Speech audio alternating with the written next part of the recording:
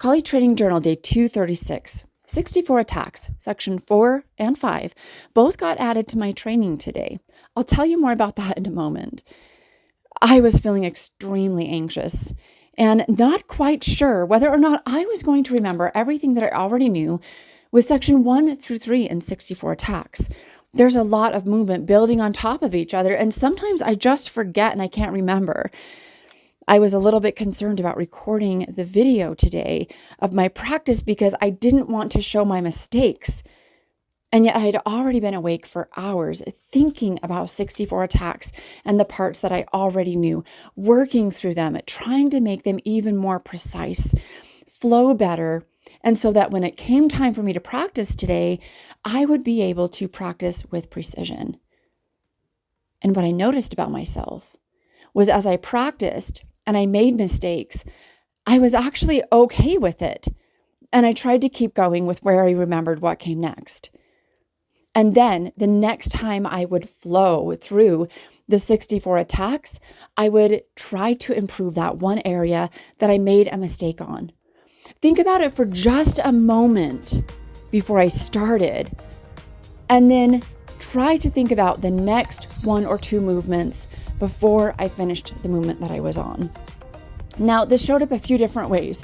One, sometimes I forgot about what my feet were supposed to be doing. Or sometimes I would be able to finish the section and then not remember how the next section started. So thinking ahead really began to, 1, work in my favor, and 2, make me focus on maintaining what I was supposed to be doing at the moment.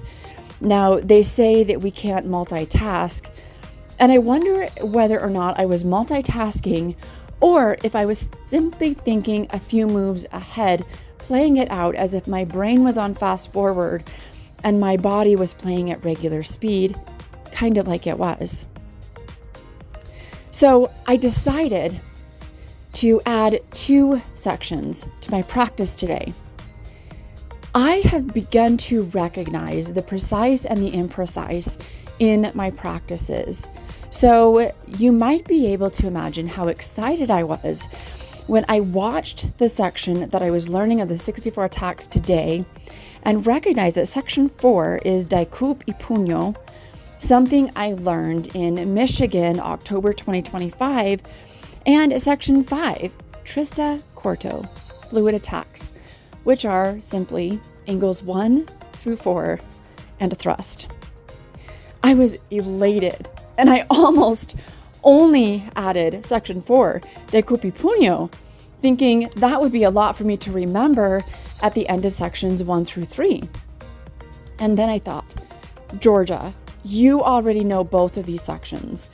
For you to not put both of them into your practice today would be shortchanging yourself. 1, it would shortchange me because I already know both of them. I'm not learning anything new, and I'm very comfortable with both of these, especially Trista Corto. And I hope I'm saying that right.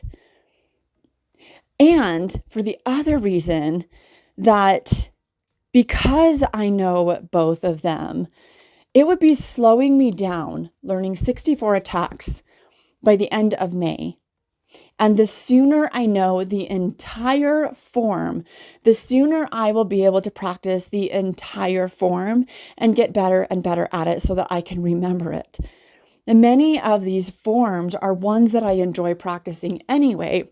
So eventually I won't be practicing this every single day on my recordings, but it has been so impactful to be able to watch me even just put together the 64 attacks and be able to watch the replays.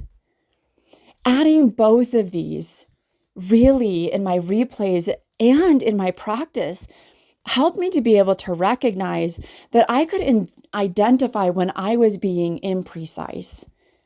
And the only way to be able to recognize the imprecise is to know the precise.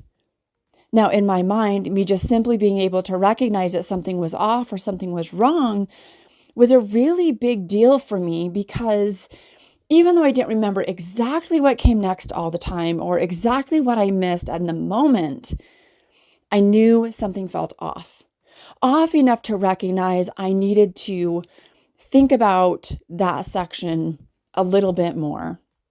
Figure out how to bridge the gap between the sections and be able to move with more fluid movement.